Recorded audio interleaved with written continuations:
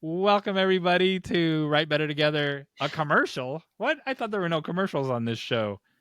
I'm John Myers. Hey, look everybody, it's Emily Brooks. Hello, HeyJonMeyers and everybody. We're here to tell you all that we are writing a book. I know so much about this book. I know that we've already started it. I know it's called Write Anyway. I know it's going to have a subtitle. Oh, I don't know the subtitle yet. Man, I was doing so well. I knew so much Still about working on a subtitle. Dang. But we also know that we're about 30% done with it, that it's going to Yeah. come out in August. August. Then in August, we got a lot of work to do, John Myers. And it's going to be about the writing lifestyle and encouraging you to always, no matter what, write anyway. Yeah, good or bad, life happens. So you're a writer. You need to write anyway. And that's what the book is about. Hi, everyone. We have a great conversation today with Lucy V. Hay. But we wanted to let you know before the episode starts that we do talk about some sensitive topics, including mental health crises, suicide ideation, homicide. So just be aware of that if you have any sensitivity to that or are listening around people who shouldn't be hearing those things right now. But we also wanted to encourage you and say that this is an episode with so much hope and so much healing. So we really hope that it is encouraging for you. We also wanted to let you know that there's more to this conversation that happened than that we ended up sharing in this particular episode just for length. And so be looking out for the rest of this conversation. We will be sharing it in some form or another. All right, here is our episode with Lucy V. Hay.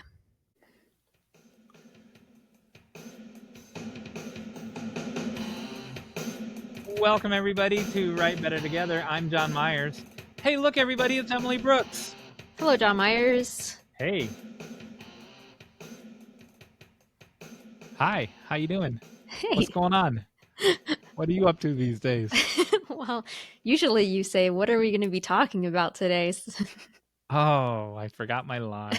What are we going to be talking about today? Well, we're going to be talking today with Lucy V. Hay on oh my goodness, making mental health work for you. I know her. She's informative is the best word. Like very informative, like authoritatively informative. Yes, it's going to be a really, really good conversation. And we've talked a lot about mental health on this podcast before, so it's good to just go even deeper, I think, because it's important. Before that, we're going to have responses to our call to actions and viewer responses. Lucy's going to give a call to action. Yay. Then we're going to have our HeyJonMeyers topic, our secret topic. I'm nervous already. And then the final act. That's going to be a fun one. So I'm really excited about this. How did you get out of your bubble this week? Oh, you want me to go first? Yeah, because you said you had pictures and stuff. I do. I have a couple clips to share. Let's just say that but to get out of my bubble, in order for me to work these clips into this segment, my getting out of my bubble was I went to my mailbox. I walked the hall. That's where I went. That's not a story. It's not a story. And this was in my mailbox, so I have to cover up this. Look at this. I have not opened this yet. I'm going to open it on camera. This was in the mailbox. And it's also, even though we encourage people to get out of their bubble physically, right, so that you can talk to other people and interact with other people, this also involved me getting out of my bubble, out of my comfort zone bubble. What the listeners don't realize is that by the time we've recorded this, we've had over 10 guests. Yeah. And you haven't seen them all yet, but we've recorded episodes with 10 guests. 0 rejections. Every person we've ever asked has said yes. And I was telling our friend Bob Sines, celebrity screenwriter Bob Sines, this fact, and he's like, you need a rejection. and the very next person I asked, which was a call to action that we gave you, by the way, listeners. Yes. The very next person that I asked was Saturday Night Live's writer, author Jack Handey. He's written Squeaky Poems. He's written The Stench of Honolulu. He's written Escape from Hawaii. He's written, there's even more on this bookshelf, 3 or 4 Deep Thoughts books, Deep Thoughts by Jack Handey, 2 Fuzzy Memories books, and a new book that is in this envelope that I'm going to show right here. I just showed the address. It's okay. I'll block it out. Yeah, we'll block that out. And so I asked him to come on the podcast because we mentioned him in a previous episode when I was pulling books off the scavenger hunt, which was fun. And but I've actually interviewed Jack Handey before my blog. So if you go to Filmic the Page blog, you can get to that blog through my website, JonMeyersScripts.com. And we'll link it in the show notes. Yeah, and we'll link it in the show notes. You'll see my interview with Jack Handey. He gave a rare interview when his second novel came out at the time. And so I asked him to come on the podcast. Guess what he said? Oh, no. He said no. Oh. I got a rejection from my hero, Jack Handey. So the first clip I'm going to share for you is on a similar topic. It says Mike Birbiglia on accidentally ghosting Larry David and a man in Mexico. And he goes, "Hey, Mike, it's Larry David, and I really like, my wife and I really like your specials. I just wanted you to know." And I was like, "Oh my God, this is crazy." And so I go, "Do you want to come on? I have a podcast called Working It Out. You've been a guest on. We've had John Mulaney, countless other great comedians where we work out comedy bits." And I go, "Would you want to come on my podcast, Working It Out?" He goes, "No." Yeah. He goes, "What's the upside?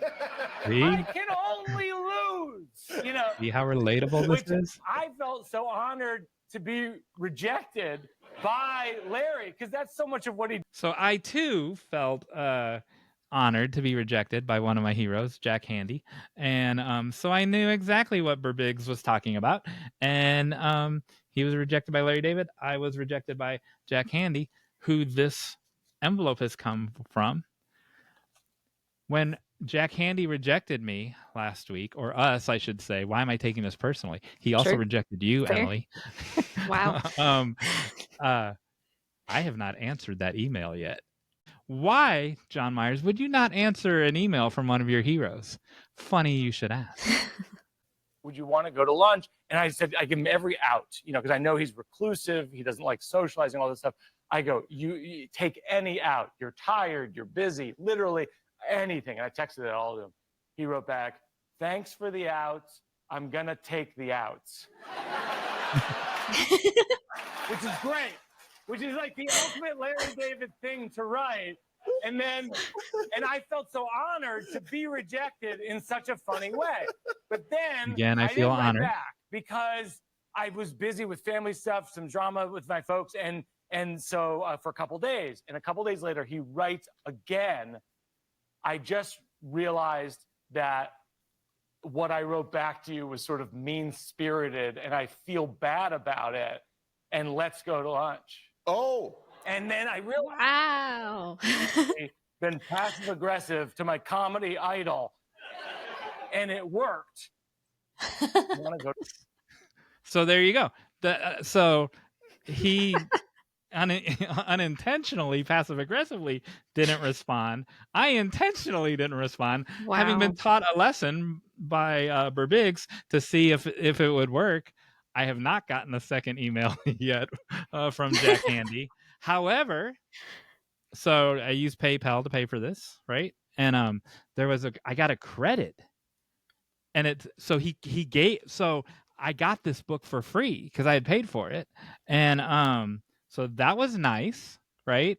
And so he sent me the book for free. He credited my PayPal account, and now I'm going to open it on screen and see if there is a change of heart inside this envelope with this book for the whole world to know. We'll find out right now if Mike Birbiglia's strategy worked or not.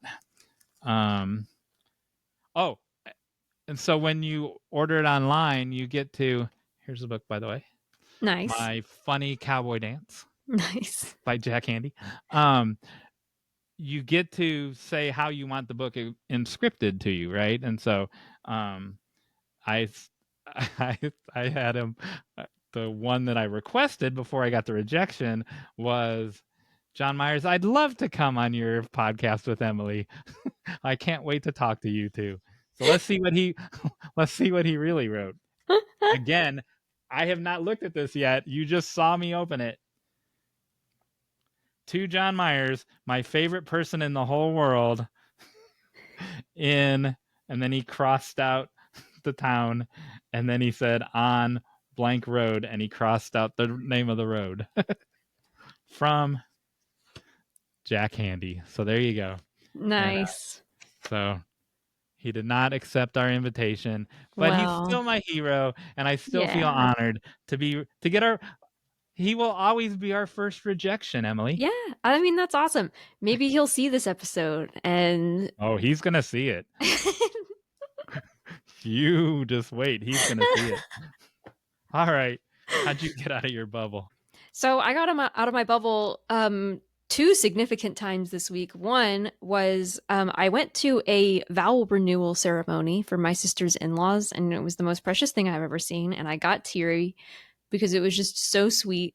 So it was their 40th year anniversary, and so I was going to ask it what year it was. They basically were remarried. Like, it was a traditional wedding ceremony. They just added a lot of agains to it.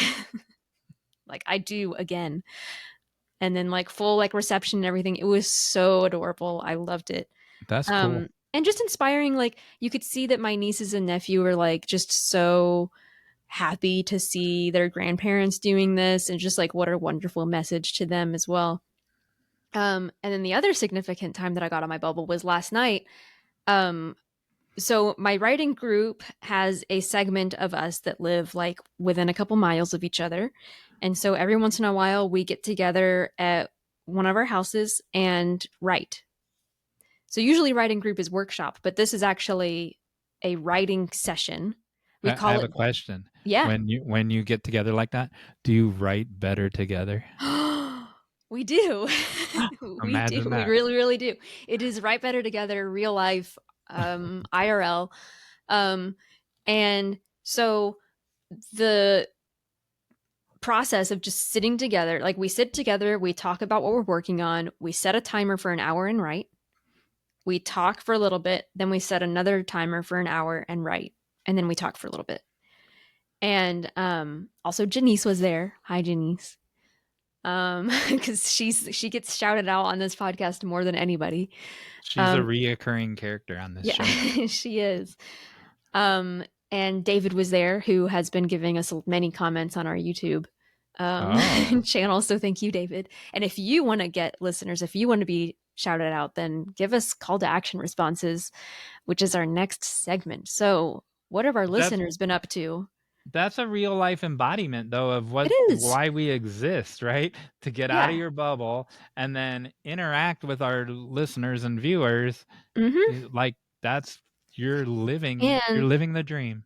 And I also recommend, like, if you don't have writers in your like within 5 mile or whatever radius, but you still want to write with people, hop on Zoom. I know it's not quite the same, but you can hop on Zoom, set a timer, do the exact same thing that we did. I think being in person is better.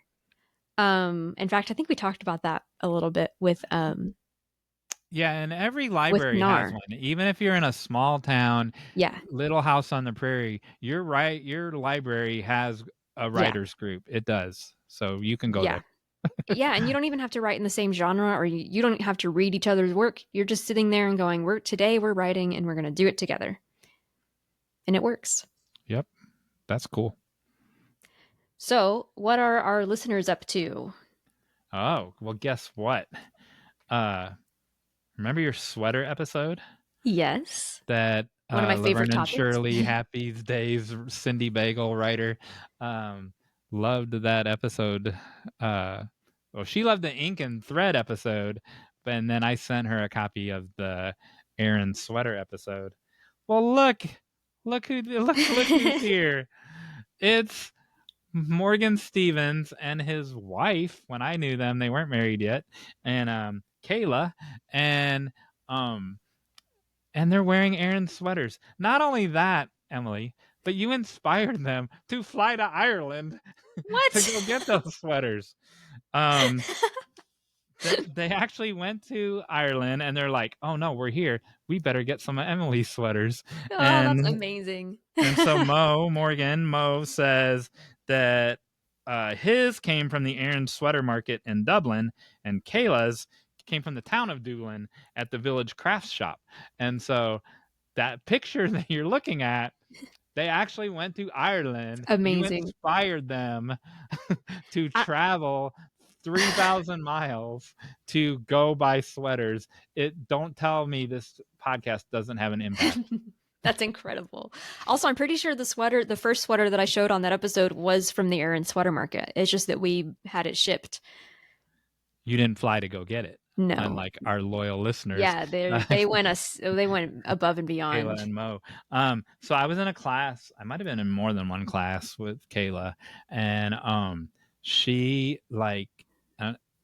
Mo's a good writer too, but literally, so mine were usually funny, and hers made you almost every week you cried, almost every week, and so the professor would she'd be second to last or third to last, and then after that then I would get to read mine, because then it would be it would kind of lift up the room, because hers were so good that they were just devastating more often than not. And so she is probably, in all of school, she probably made me cry more than anyone else.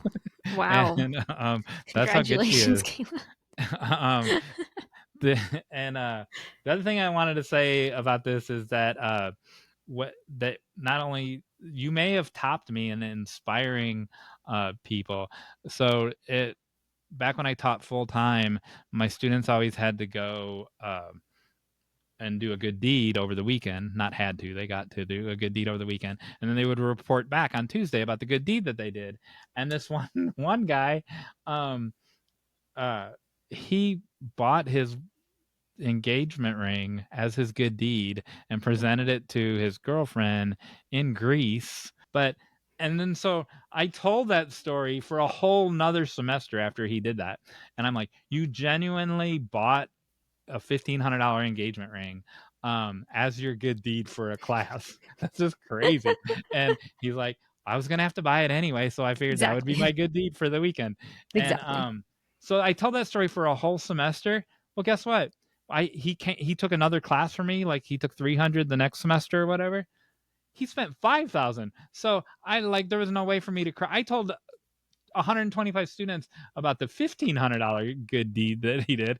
It was really $5,000 good deed that he did, and there was no way for me to put all those feathers back in the pillow and correct that to the previous 125 students. And but that was just amazing.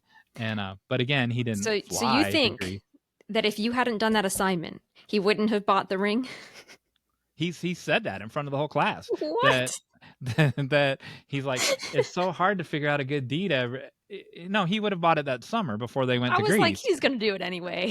He would have eventually done it anyway, but he's like, it's so hard every week to think of something fresh and new, because they always have to share in front of the class of a new good deed of, oh, well, I held the door open for someone, which is nice. And but he was always trying to top himself, his previous week's good deed. And so he's like, why not? I was going to have to buy it this summer anyway. So but I underreported it by $3,500 for a whole semester. So anyway, there you go. Wow. So now we have our conversation with Lucy V. Hay. Oh, this can be good. Hey, everybody. As you know, I'm HeyJonMeyers. And look, everybody, it's Emily Brooks again. Hello. And look, everybody, it's Lucy V. Hay. Lucy V. Hay. How did she get here? Welcome, Lucy. For our Yeah. For our listeners who don't know Lucy, so she is a script editor, author, and blogger who helps writers. She's been the script editor and advisor on numerous UK features and shorts, and has also been a script reader for over 15 years, providing coverage for indie production companies, investors, screen agencies, producers, directors, and individual writers. Wow. Her debut crime novel, The Other Twin, is being adapted by the Emmy-nominated Free at Last TV. Lucy's site at www.bangtowrite.com has appeared in top 100 roundups for Writer's Digest and The Right Life, as well as been a UK Blog Award finalist and Feedspot's #1 screenwriting blog in the UK, 10th in the world. So, wow, welcome. We're so happy to have you here. Yeah, thank you for having me. And that's actually an old bio. It's 20 years now I've been a script reader. Oh, okay. Well, correct us. Oh, wow. Thank you for we pulled that off of, or I pulled that off of the internet. And Thanks for I correcting that. know you're working on the aren't you working on a television version of one of the Intersection books?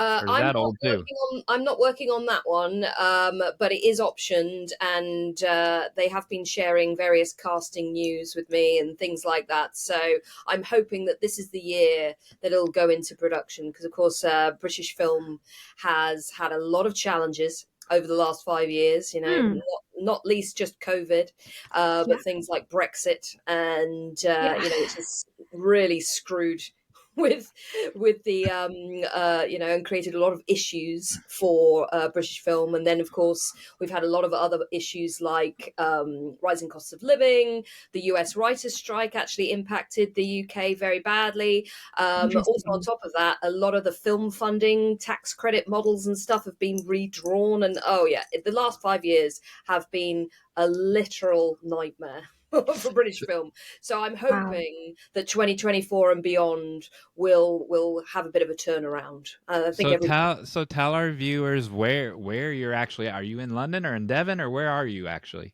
I am in Devon. That's where I live pretty much all the time. I mean, since COVID, I barely go to London at all these days. The Zoom life has kind of swallowed me up. And everybody's much more kind of into meeting on Zoom, and it's quite rare that I get asked to come up to London to see someone like I used to.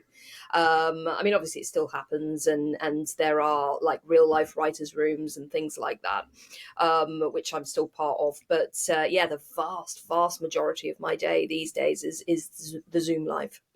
So I've known Lucy almost either 10 years or just a couple months of 10 years. I went back to find first emails back and forth between us, which is incredible. And speaking of 10 years, this is the 10-year anniversary of this book, right? I saw that recently online. Mm-hmm. This is writing and selling drama screenplays. And then I have, not only do I have all these books, because I always pull out the ones that I have when they're here. Look, I actually use them. They have like Post-it notes and stuff in them. And I use this one. I use the thriller one all the time. Yeah, I love writing that one. The thriller screenplays are like my lifeblood. I just love thriller, and I write thriller novels as well. And everything that I kind of believe for screenwriting, I kind of moved into novel writing as well. And it's been going really well. Most of my books are sell and people like them, which is what you do it for. So it is our so the thriller one is already in our bookshop, correct? And then I think so. Then we'll put the other ones in there as well. So first question, the topic that we're talking about today is making your mental health work for you. And as I've just pointed out, I've known Lucy for almost 10 years, and I have noticed a difference recently, and in that over the year, so Lucy always goes out of her way and been super helpful for 10 years. Otherwise, we wouldn't maintain these conversations. And but they used to be, don't do XYZ, don't do these top 10 things you shouldn't do. But recently, and I just shared a post this morning with Emily, they're way more positive, and they're like, these are the things you should do, and these are they're not as much with the negative and the don'ts and the nots. There are still some of those, because there are things we shouldn't do as writers, but it's just more like you were on a walk and you were what was that post that I sent? I can't look at my phone right now while I'm talking on here, and but you're out on your walk, and it was just a super positive message, and which Emily's gonna read a bit of it right now as soon as she finds it was the one that said many writers get stuck mourning the opportunities we might miss out on, but the most important thing is to remember. And then you have, I love this. Your name is now in rooms you have yet to walk into. You're one step closer to your dreams you hold close to your chest, and every opportunity that you go for, regardless of the outcome, is a win, which is exactly the kind of things that we say on this podcast. I got goosebumps so just hearing you read it's so that good. again. Yeah.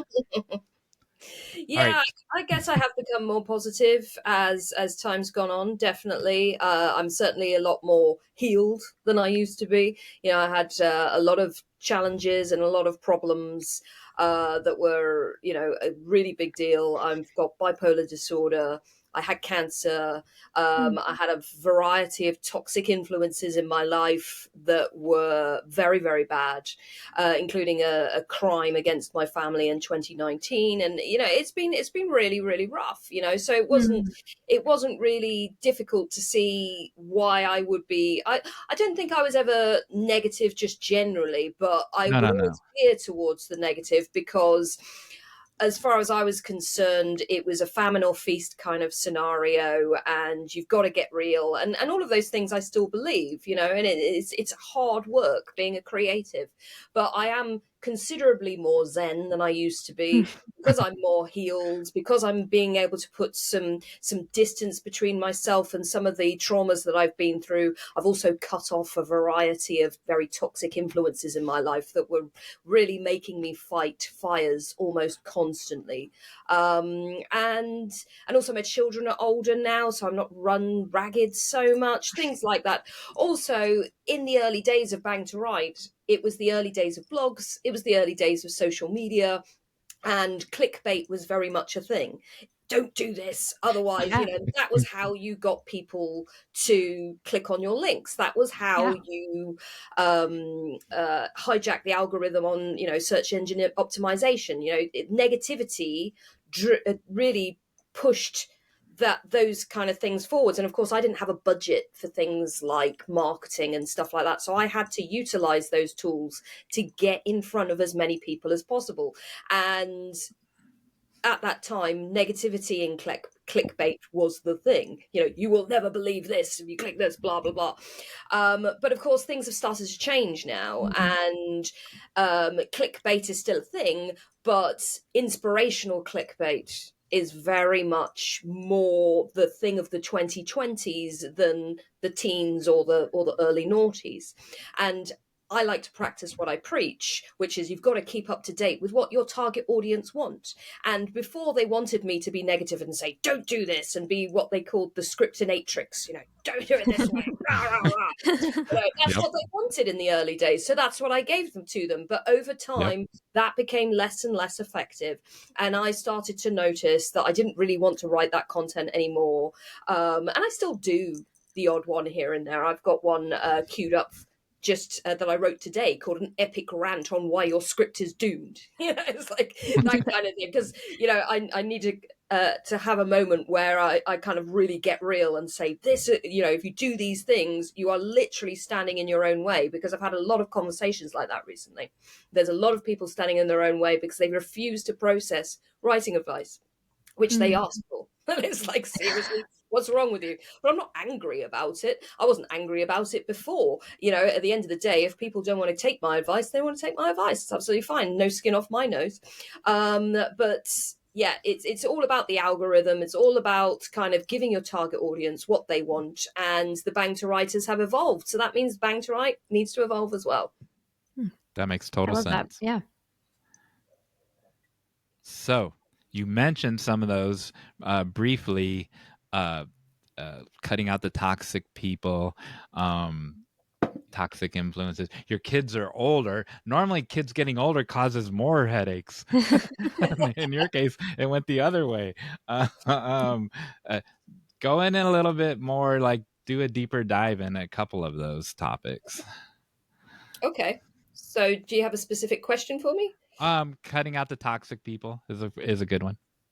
Okay, so I mean, in my case, it was literally I was pushed to the edge of existence by certain people in my family of origin, and it could not happen anymore. There's a lot of talk online in the 2020s, especially post lockdown, post pandemic, about how millennials are the first generation to cut off their parents en masse. And sociologists find this a really interesting case that millennials have kind of basically grown up in the self-help generation, and they've all banded together on social media and kind of compared notes about their parents, compared notes about other family members and things like that.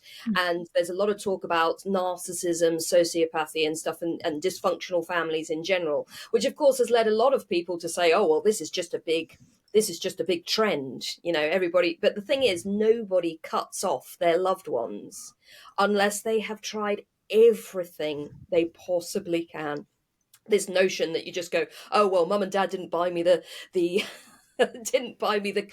toys that I wanted when I was growing up, so I'm cutting them off now. That just doesn't happen. I've never met anyone who cuts off a family member who hasn't had a phenomenal amount of heartache behind that story. I mean, our story is particularly harrowing. I'm not going to get into it right now because it's not worth it.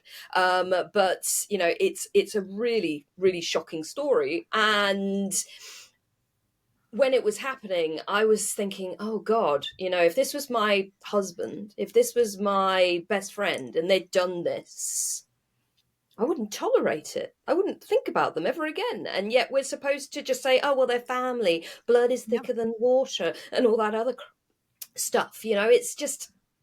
So this notion that there's all these, grown adults who are in their 40s now, by the way, because a lot of people like to talk about millennials as being like really young. They're not. The eldest of us is my lot, and we're in our 40s now, and that is a long time to have to put up with stuff that happens behind closed doors that nobody else knows about, and you have to try and find your way forward in the world when sometimes people who are supposed to be your caregivers do not have your best interests at heart. And that is a really, really tough pill to swallow. It's really, really tough.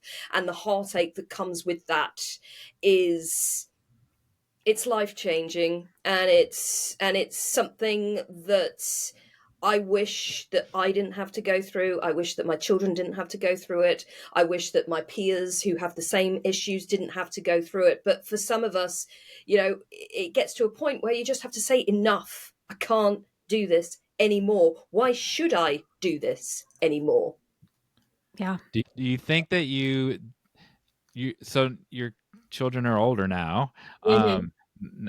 Are they young adults yet? Or they're... Yes, my son is going to be 26 this year. Oh, okay. My so they've seen you, so you've kind of modeled this new behavior for them. And what do you notice in people? It doesn't even have to be your children, but what do you notice in how people respond to you? But yeah, kind of like now that you've modeled it for your children as well.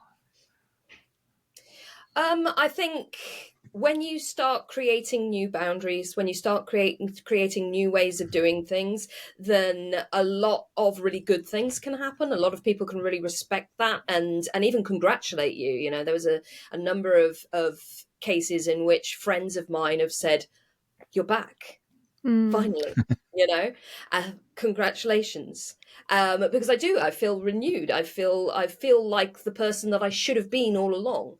And so it's not even for me, it's not even that I'm back. It's like I'm finding myself for the very first time and actually understanding who I am for the very first time. Before there was just non-stop toxicity, non-stop drama, non-stop worry, anxiety, all of that kind of stuff. And now I can wake up in the morning and go, oh, the sun is shining. It's a nice day. Not, oh God, what could happen today? And thinking ahead all the time about how to manage certain people in my life because they're so problematic all the time. They were literally in the back of my head constantly. I had to plan ahead in advance just to make sure that they, didn't feel let down or upset with me, and I had to think ahead about all these things that, they might think about me. I had to think about worst case scenarios almost constantly, and it's so draining.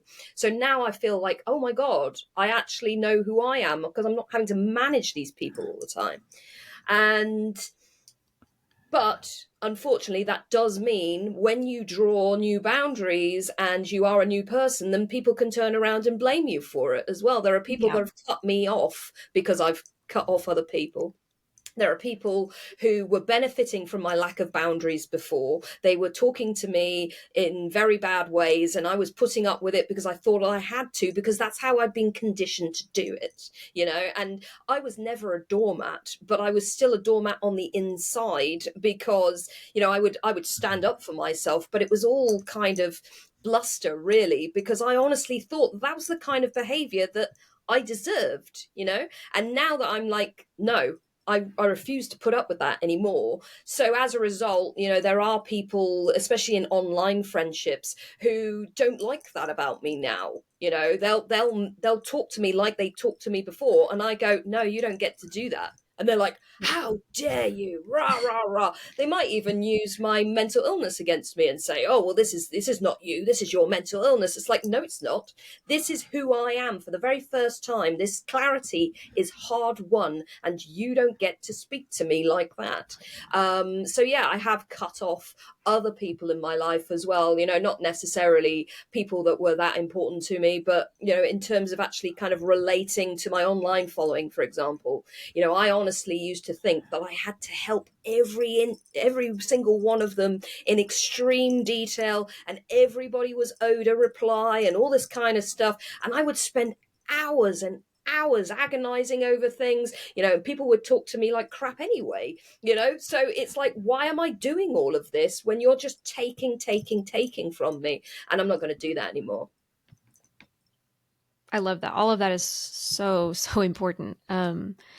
I think I actually have the book back there, Boundaries, which needs to be in our bookshop.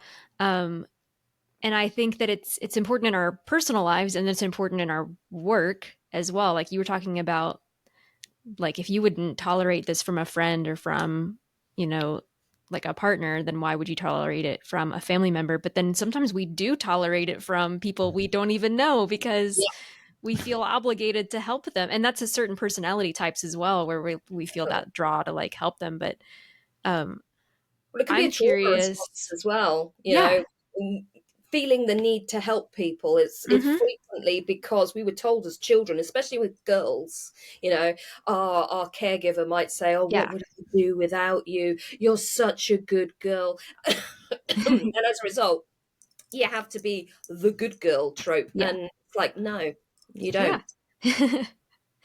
So I'm really just this conversation really curious how this, you said like feel like you're more yourself now, right?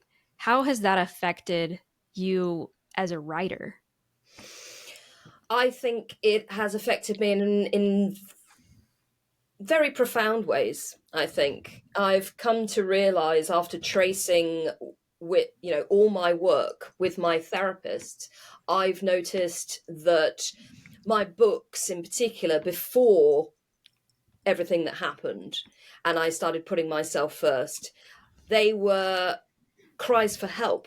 Basically, I look at the themes and I look at the characters and I look at even some of the dialogue in my books, and it's like a note to self. It's like they're saying, this is what's wrong with your life. This is what you need to do. It's like I was talking to myself in my own stories, which is fascinating.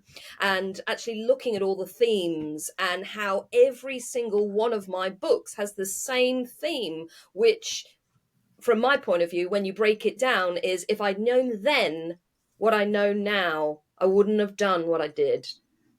And it's like every single piece of work basically comes to that before sort of like 2019. After 2019, they start to change, which is really interesting.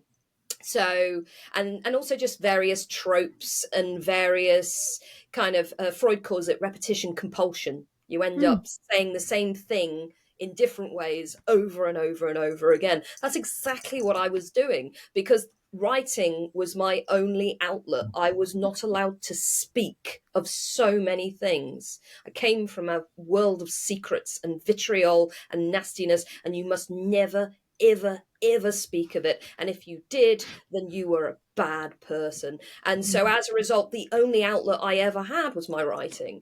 And to actually see the difference in my work is really profound.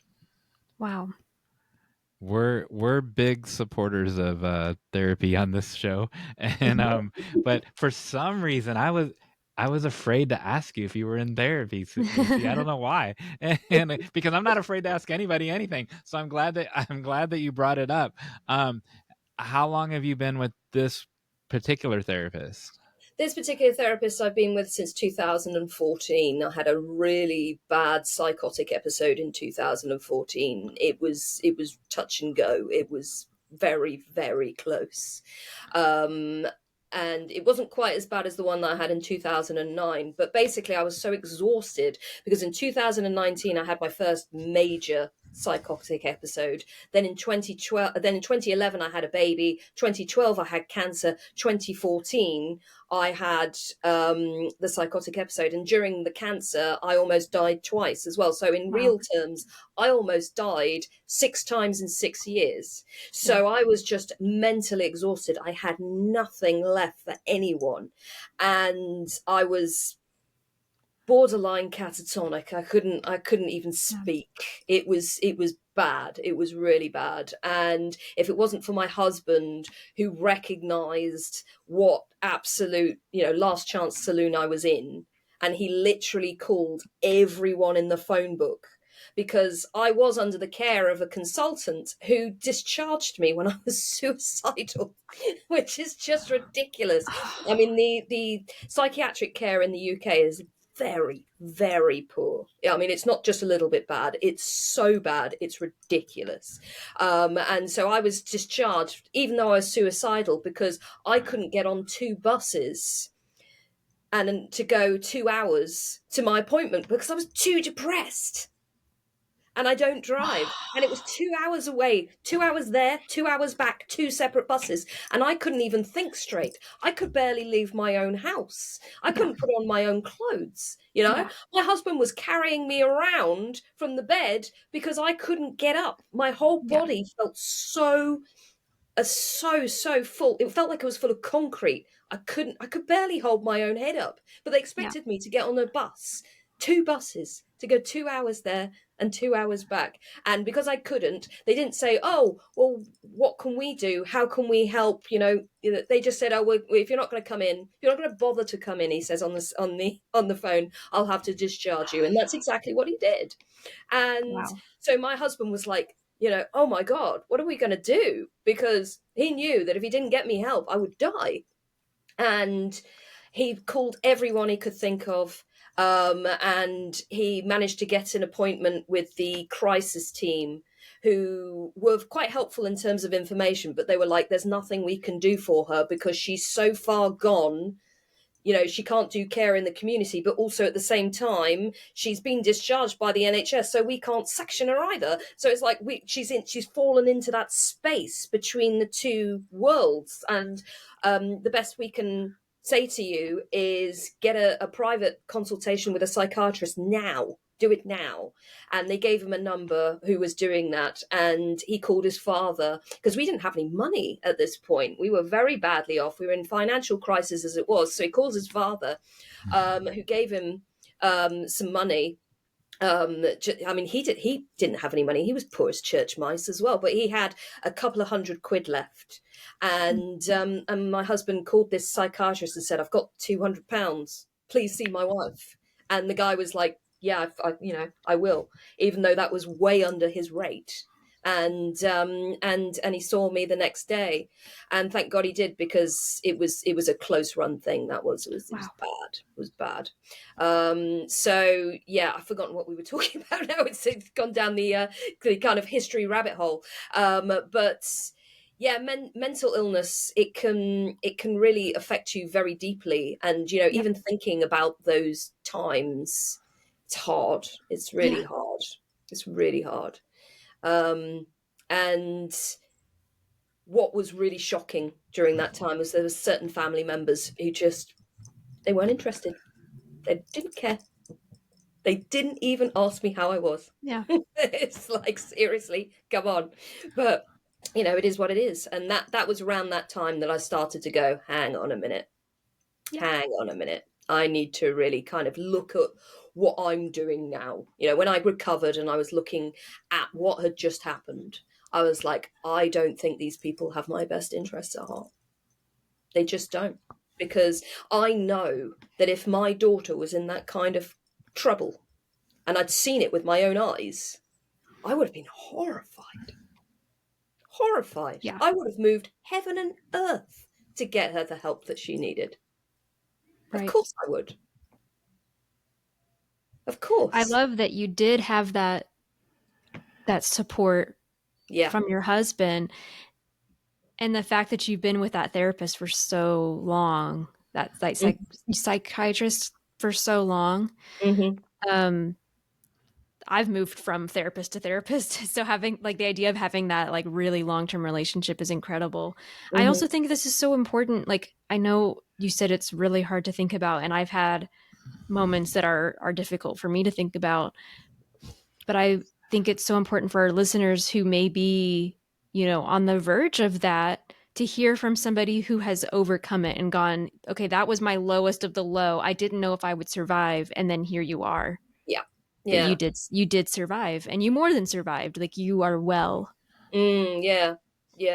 I mean, I think for me personally, what's really changed is when I was young, I was afraid of being old, not because I was afraid of aging. I've never been afraid of aging, but I was afraid of living for a long time. I was afraid of that. I would look ahead to the future and feel dread at the thought of being here for 60, 70, 80 years. The idea was horrifying to me. And so when I got cancer, I was like, oh my God, this is it. My mind didn't get me, so my body got me instead. So I'm doomed. And I was told, from a very young age that I was doomed and this tragic girl and all this kind of stuff. And so you end up believing these narratives that other people tell you, and then you kind of internalize them into yourself. And because it's so terrifying to think that your caregiver doesn't have your best interests at heart, so you just go, oh, it must be me then. It must be me. And that's that. Unlearning that is really, really tough. Saying, actually, I didn't deserve any of that. No. I deserved to be a child, to be a young person, to be a young adult who was protected, who had a safety net, who had, people around her that weren't gaslighting her, that weren't abusive, that weren't toxic, that weren't dysfunctional. And yet, I didn't have that. And a lot of people don't have that. And that's why I like to tell my story, because I want people to know that there is life on the other side. I spent a long time believing that it was my fault.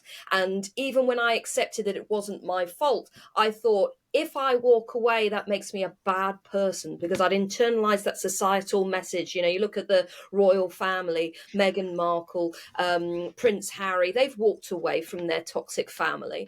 And everyone's like, oh, well, the Queen meant well, and so meant well, and they're ungrateful, and they're this, they're that. And it's like, you don't know what happened behind closed doors.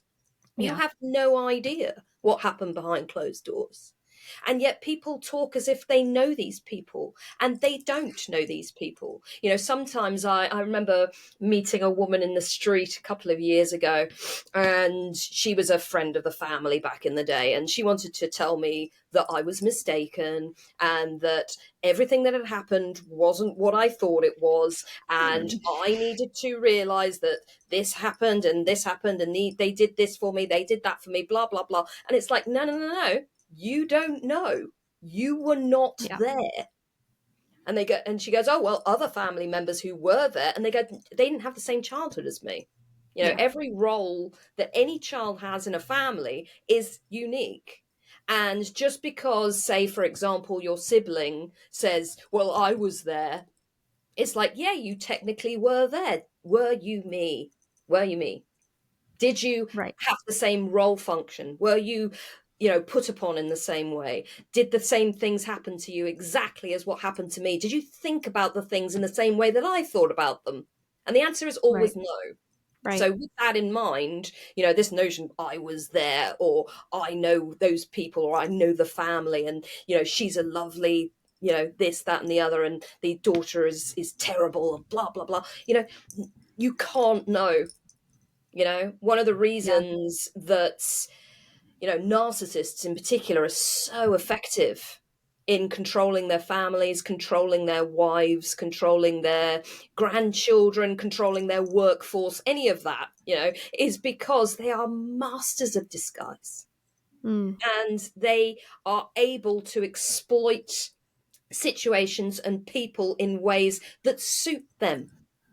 So, of course, people, even if you're going to know someone for 20 years, I remember there was a farmer that lived very close to us, and he was a friend of my father-in-law for 50 years, and he had nothing but good things to say about this man, my father-in-law. And my father-in-law was a man of few words. He was a classic Devon stock, you know, and he was classic Devon farmer, you know, very chilled, and he, you know, he didn't watch TV much, you know, he was very much a man of the land. And he really liked this guy. Anyway, imagine our shock and horror around about the time of, it was about 2014, 2015, when we wake up and discover that this other farmer had shot his wife in the face with a shotgun. And it was just such a key reminder that actually we didn't know what was going on behind those closed doors. Yeah. Because who shoots their wife of 60 years in the face with a shotgun suddenly, randomly? You don't just wake up one morning and make that decision. Right. So what kind of toxicity and dysfunction was happening in that house in the run up to that situation? Right. And it's a horrifying thought because, and most of us don't like to really be challenged on that. We don't really like the idea that how we see someone might be incorrect. And yet, obviously, our beliefs about this man were incorrect. I don't know why he did what he did. I don't know whether he was the abuser or maybe she was abusing him and they turned it, and, you know, and that was like the last straw and his last, you know, his one and only time of fighting back, maybe, or maybe it was a combination of the two. I have no idea. But something was obviously going on in that house. And yet we had no idea. That's so true. And then the next day on the news, on the television, all the neighbors are like, he seemed like such a normal guy, or he just seemed like we saw him all the time at the market. And like what you said is 100% true, Lucy. You just don't know people. No, we like to think that we are perceptive. We like to think that we know people. We like to think that people are an open book, and they, in my experience, they are anything but. People are complicated, and, you know, sometimes people have very good reasons for being bad. That doesn't mean they're not bad, though. You know. So you said it was important that you tell this story, and we both agree. I'm sure, Emily, you agree. This is so, like, oh my goodness, this is so important. So when is the nonfiction version of this, like, not writing, but hey, y'all, you need to go get help. You need to speak out. When is that book coming? I mean, I have been asked to write a memoir multiple times. I've been asked to write books about parenting. I've been asked to write books about mental health. And I dare say I will probably do one someday. I can't imagine ever writing a memoir because there are certain members of my family who would really adore that. They would love it. They would feel so hard done by, and it would give them so much supply that they would, you know, go on this tour of being these tragic figures that have been discarded, you know, all that kind of stuff. You know, that is, you know, a possibility. So with that in mind, I can't in all conscience write about that while they're still alive. Because I don't want to give them what they crave, which is my attention. So that won't happen. I have been writing a parenting book in my notebook, longhand, and I've called it How Not to F Up Your Children. Nice. We have other guests who write longhand. I love that. I don't normally write longhand. I normally go straight to the computer and I type because I don't have a lot of time because I've got so much going on. And so the idea of writing in longhand and then writing it again on the computer doesn't seem like a really good use of my time because I'm allergic to wasting time. So it's been quite surprising to me that I've been writing, you know, these, I mean, they're more like essays, really, you know, like, you know, tip 1, do this terrible thing to F up your kid, you know. And then I write about, you know, my experiences as a kid, my experiences as mother, my experiences giving advice to friends who are pregnant, advice to friends who are parents. I mean, one thing that I've always had to do for people is explain concepts to them. Even as a child, even grown-ups would ask me to basically regurgitate and you know, elucidate various concepts for them. And so I've discovered that I could do that very, very young. And you know, people would do all the, you know, like in the 80s and the 90s, you're such an old soul. Oh, oh, you mean you treat me like a grown-up instead of a child? Oh, thanks. You know, thanks for stealing my childhood. Thank you. But it has been quite useful long term because it means that when I hear something, you know, conceptual that's tough, that needs elucidating for people, like writing, because writing is hard, but also things like social injustices and stuff like that, people always kind of gravitate towards me and they say, oh, this happens in the news, what do you think, you know?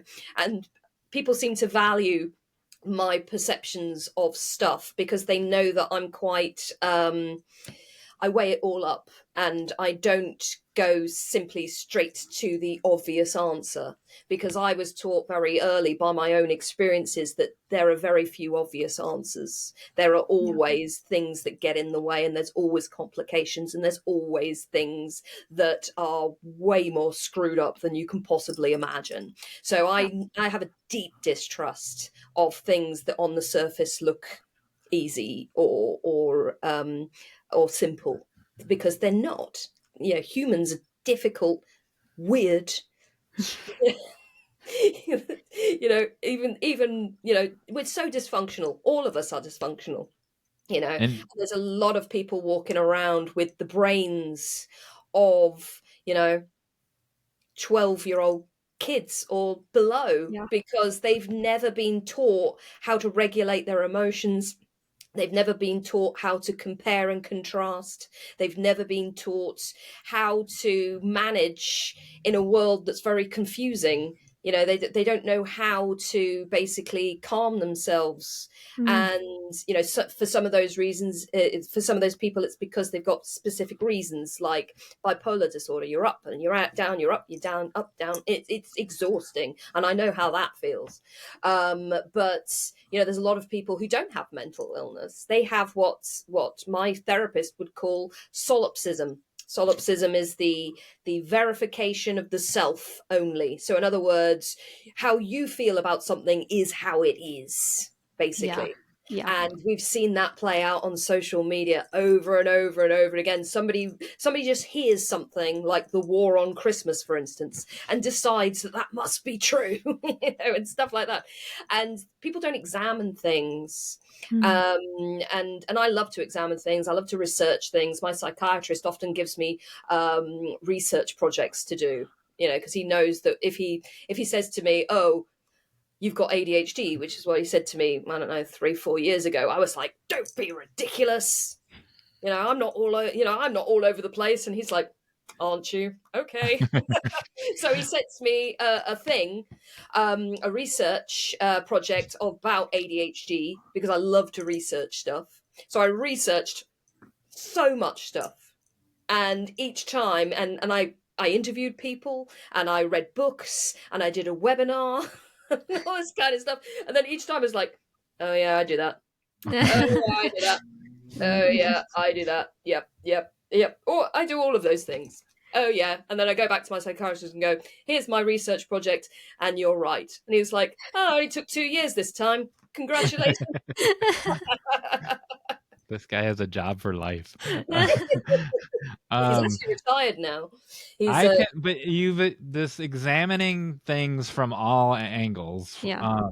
I can remember you've instilled this in your children. Getting back to that parenting book, you need to get this book done, because there's children now that are having children, and but like you would post about the wee one who was 6 or the wee one who was 8 or whatever. And do you remember those posts? Oh yeah, totally. I still do post about them sometimes. But they were always so creative. Like your children were always so creative that you could tell that they were examining things from all angles as well. And so they got that from you. Yeah, I think they did. I've always said to them, you can feel however you want. Feelings aren't wrong. But one thing that we have to understand is that sometimes our brains lie to us. Yeah. And that's one of the first things they teach you on the psych ward, is everything you're feeling right now is true for you right now. How are you going to even top all that with coming up with a call to action? Like, I can't even imagine what you're going to do. But if anyone can do it, you can do it. I so as a call to action, things we're talking about mental health. Okay. Now, are we talking about when I talk about this call to action, this writing prompt? Is it an actual mental health in writing that we're talking about, or is it a mental health of the writer themselves? I think it could be either. I think you could address the mental health of the writers themselves. Okay. Like, what are some steps that they could take specifically, or what's something that they can do that they can share with us? Okay. I think then I'm going to share a prompt that I do with my one-to-one clients quite a lot. Very frequently writers come to me and they're very afraid. Writing is anxiety inducing. And I'll often, they'll often say to me, I'm afraid that no one's going to read my work, but I'm also afraid that people are going to read my work. Yes. Space where you just, there is no good outcome. It just freaks them out the whole time. So one thing that I do with my one-to-one clients a lot, and I've done this with some professional writers who are, quite renowned, actually. People think that the anxiety is only when you're a new writer, and actually it's your whole career. I've done this exercise with people who've been Oscar nominated and BAFTA nominated, or been top of the Amazon charts and stuff like that. And I say, I'm going to ask you one question: what's the worst that can happen? And I get them to make a list. Wow. And it's so surprising how many of those fears are, not real, or if they are real, you realize that actually you can cope with that. One that comes up a lot, especially with professional writers, is, what if Twitter yells at me? Oh my goodness. Because it's really stressful. The thought that you might get ratioed on Twitter is bad. I've been ratioed on Twitter, I don't know how many times. It doesn't actually bother me. I don't care. I grew up in a Facebook flame war in real life. So I don't care about social media drama. I will actually go into Facebook groups, for example, and kick up a lot of what tech bros call comment bombs. I'll drop onto people's thing and go, no, that's not right because of this. And I'll ruffle feathers on purpose, so because it amuses me. It really does. And I'm, sometimes That's what I do if I'm bored. But for a lot of people, social media drama really stresses them out. So we write it down. So what's the worst thing that can happen in that social media drama? It's like, well, Twitter can yell at me, people can ratio me, people can dox me, people can do this. And it's like, okay, what's the now there's a second question. What's the likelihood of that happening? Wow. You know, there's two questions. What's the worst that can happen? What's the likelihood that that can happen? And people run out of things to write down very quickly, very, very quickly. And it shows us that what we're afraid of is usually bigger than what it actually is. Mm.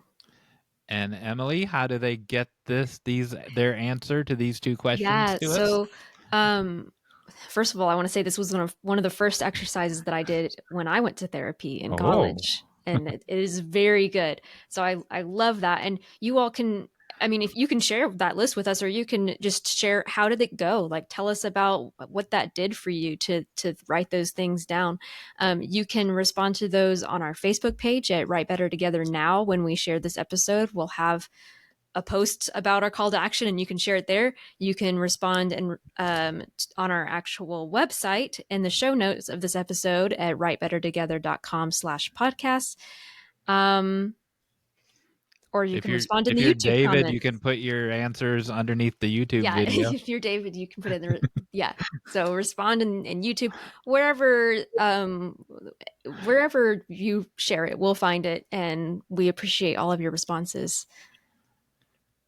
Thank you, Lucy. And this was thank amazing. you so much for just sharing your story. And I think we could have a whole episode on just the importance of sharing your story. And I think this is so helpful for so many listeners. So thank you so much.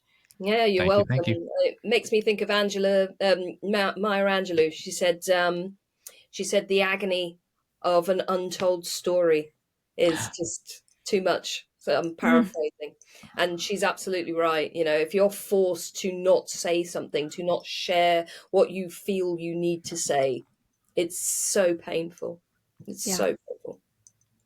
Yeah, that's an amazing quote and just whole idea. So we really appreciate you, and listeners, we hope that you're inspired to share your stories and to be inspired by others. Thanks again. That was amazing. Thank you. Thank you. And we're back. Wow, I told you she would be exceedingly informative. Yep. Wow. Wonderful conversation. Wonderful call to action. So that means, though, yes, that it's time. Yes. For HeyJonMeyers. Oh my goodness. Does this involve cannibalism again? No, not at all. So before we started recording, I heard a timer in the kitchen and was like, oh, I got to go stir something. And I wasn't going to talk about it. But then I was like, no, we should talk about this. Stirring up trouble. What do you think? Because he said, is it going to be sourdough? And I said, no, but it's another living thing. So what in my kitchen, JonMeyers, is cannibalism is... I was making a joke, Emily. What in my kitchen is a food item that I am preparing that is alive? Is alive? That is not an animal. A lobster. No. That was a good guess. That's an animal, though. Oh, that's debatable. And it's not sourdough. Think sourdough-ish. And it's alive. It is. Is it? And you said it's not cannibalism, so it's not brains of anything. Is it part of an animal? No. It is an animal product. Oh my goodness! It involves hooves, gelatin. No, that's a good guess. I know. All my guesses are good. I don't know, listeners. What do you think it is? Can we take calls? Call 1-800. What is Emily cooking now? No, we still can't take calls. Actually, Riverside is letting us take guests now. Like do live recordings now. So that might be a thing of our future. We'd have to tell them we're recording at a certain time and they can call in? It would be like a live call, yeah. Oh, yes. We need to do that. We do need to do that. So Janice, help JonMeyers. Janice, you call in and tell me what Emily, what live thing, what live animal part Emily's cooking. Can I give you a hint? Oh, okay. It involves milk. Milk? It is a milk product. And it's alive? Yeah. I don't know. I didn't know there was live milk products. Oh, I'm sure you do. So I am making yogurt. Wait, I eat yogurt. Are you telling me yogurt's alive? It is alive. So is it alive when I swallow it? It is alive in the same way that sourdough is alive, right? Oh, so these are active bacteria that are continually growing and forming, and so like sourdough that has to be fed and stuff because it's alive. So yogurt is very similar. You don't have to keep feeding it, but essentially the process of making yogurt is adding that, like a little bit of that bacteria to milk and then letting that bacteria continue to grow and spread throughout the milk. The wonderful thing about this is that these are probiotics. So these are the things that are actually beneficial to your body. I was just reading a book that said that the cells that make up our body are are only 10% human cells. The other cells are other like bacteria. And so when we eat probiotics, it's beneficial to that bacteria that's making up our body, particularly in our gut, which helps our immunity and all kinds of things. So you don't like the word gut? Yeah, it is a weird word, isn't it? It's fair. So wait, so 10% of me, because this I had is the all quote about and me. I just lost it. It's like I pulled it up and it's gone. 10% of me is not human, is what you're telling me? Yeah. Oh my goodness. I learned so much on this segment. I know, right? I mean, I didn't know that until last night when I was reading it. But yeah, so taking probiotics are they're in kimchi, sauerkraut, yogurt, kombucha, kefir, all kinds of things that help to give you beneficial probiotics. I think the phrase is that they feed the bacteria in your body, and then you have prebiotics, which come from like vegetables and fruits that help feed the probiotics. Somebody is going to be listening to this and saying that I got it all wrong, and that's okay. That's the way that I'm going to describe it. Did you say sauerkraut in there 2 minutes ago? My pastor and I agree. He says sauerkraut. No, never really? put anything in your mouth that smells that bad while it's cooking. And I agree. Like it. Oh my goodness! All right, we got to move on. Yes, we learned a lot though. So, okay. Listeners, if you want to call out, if you want shout outs like we've been giving to Janice and David and Bethany and Mo and all these people are recurring listeners, respond to our calls to action, write us a review, share our podcast with other people, email us topic ideas. We want to hear from you because, at the end of the each episode, we always say we couldn't have done it without you. And we genuinely want that to be true for every episode. So we want to hear from you. And we're not just here espousing our opinions. Look how much we talk about our interaction with other people. Because other people they're the ones that matter. Well, now it's time for the final act. Oh, wow. Today's game, Emily will be playing for 5 Arby's roast beef sandwiches, 5 for $5. Can you imagine that? Like, how can that even be possible? Arby's, they've got the beef, and they're real. Whoops. And you said you couldn't eat anything that's alive. They're real. Here, I'll prove they're real. So many Arby's sponsored by Arby's. Wow. Right. What will Emily be playing to win those 5 roast beef sandwiches? Today's game is Emily calls the baby race and names the babies and picks the winner. Whoa!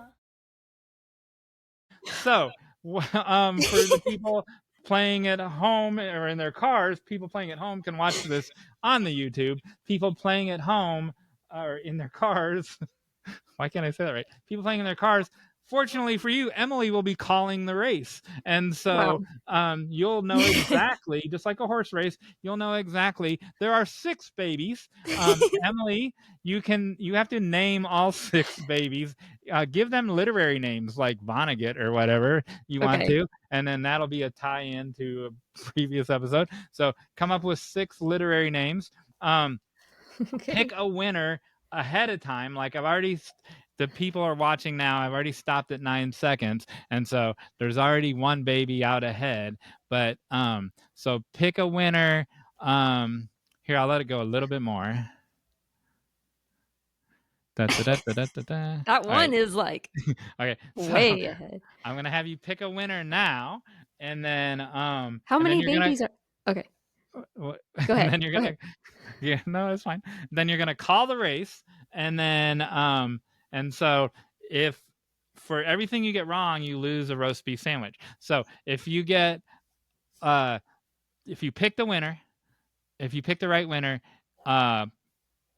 you get all 5 of them, unless you don't talk the whole time. You have to talk the whole entire 2 minutes.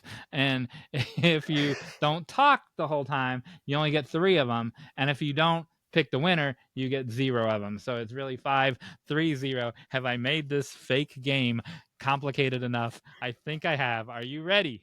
Well, I have to give them all names. Yes. I'm trying to write down names. All right. I think you should name one Emily Dickinson. And then I have to talk about myself? Because I think it would be funny to hear you call the race with the word Emily Dickinson in it. But you can do what you want. All right, let's do this. All right. And they're off, and they're already off. But so there is one baby in the lead. I'm going to It's already halfway. It's halfway. So who is that? Well, first of all, are you sure it's 6 babies? Because there's only 5 adults on. Okay, maybe there's only 5. I just thought there were 6, but you're right. There's 5. Okay, the one that's ahead is Emily. Oh, so that's Emily Dickinson. Yeah, that's Emily Dickinson. All right. And then the very first one that's like right across the start line is Milton. Okay, Milton.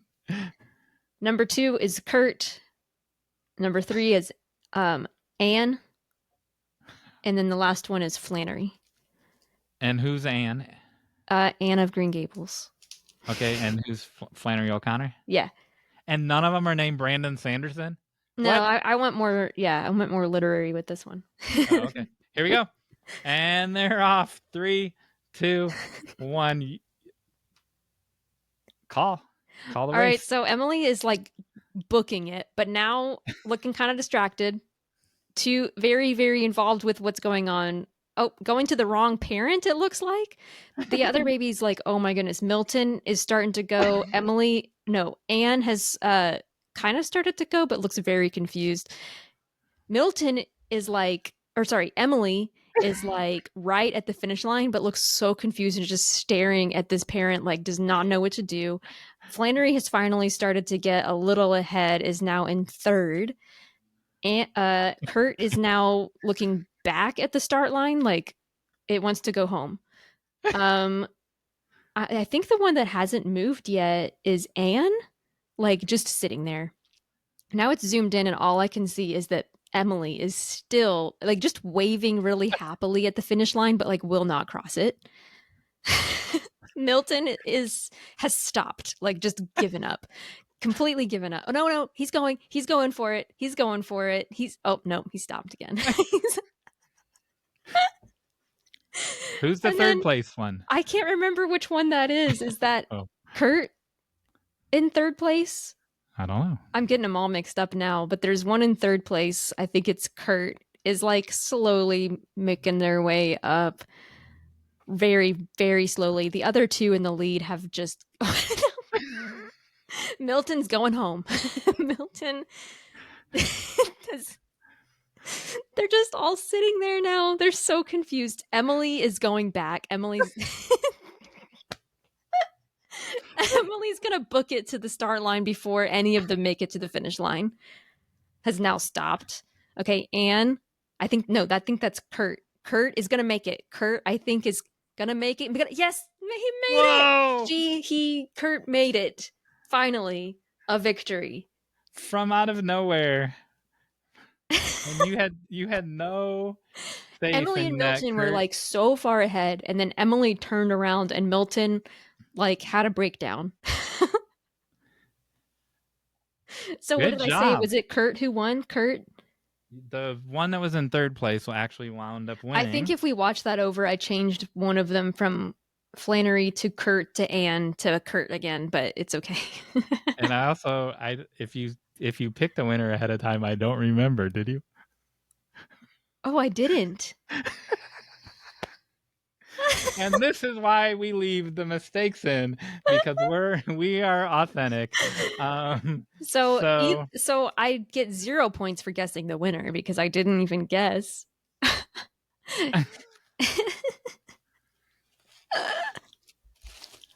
So I'm gonna have to eat your lunch. I'll say I was probably gonna guess Milton. I don't think I would have guessed that one. Okay.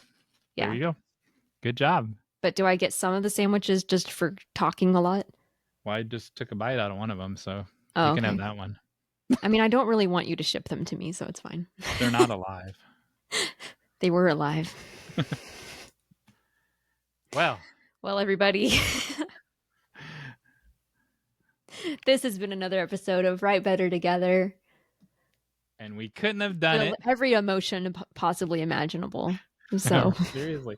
And we couldn't have done it without a bunch of babies. Yeah, we couldn't have done it with the babies or all of our friends of the podcast. So thank you, everybody. We couldn't have done it without you.